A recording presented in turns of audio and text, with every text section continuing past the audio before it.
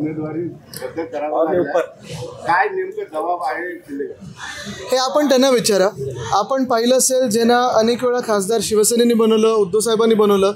एक व्यक्ती तर अशी की 5 वेळा खासदार बनवलं आणि त्यांना काल 9 की 10 तास थांबून देखील तिकीट मिळालं नाही. दुसरे आहेत दुसऱ्या एका मतदारसंघाचे, तिथे देखील तिकीट मिळालं नाही.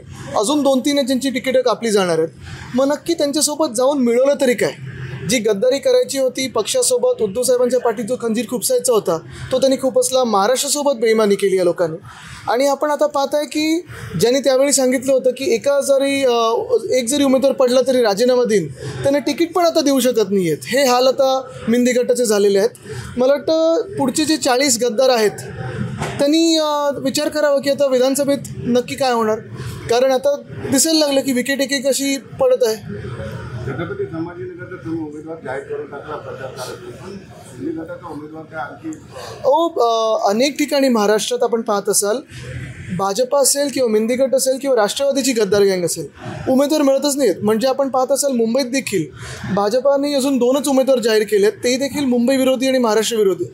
आपण पाहत असाल हेच आहे सगळीकडे की जास्तीत जास्त ठिकाणी आमच्या महाविकास आघाडीचे उमेदवार जाहीर झालेत, शिवसेनेचे तर सगळेच झालेले आहेत. आणि एका बाजूला मिंदे गँग आणि भाजपा ह्यांना उमेदवार मिळत नाही आहेत. एक बघण्यासारखं आहे नक्की की जिथे भ्रष्टाचारी लोक आहेत, ज्यांच्यावर आरोप झाले आहेत, ज्यांच्यावर केसेस होत्या, त्यांच्यात बोली लागली की काय माहीत नाही, पण तिथे पण अजून उमेदवार जाहीर नाही झालेत.